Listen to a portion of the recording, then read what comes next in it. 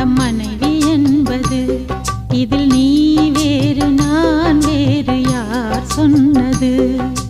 கல்யாணமே ஒரு தெய்வீகமே, சம்சாரமே அதன் சந்தோஷமே. ஒரு வானும் நிலவும் பிரிந்து வாழுமா? ஏழேழு ஜன்ம பந்தம் மனைவி என்பது. இதில் நீ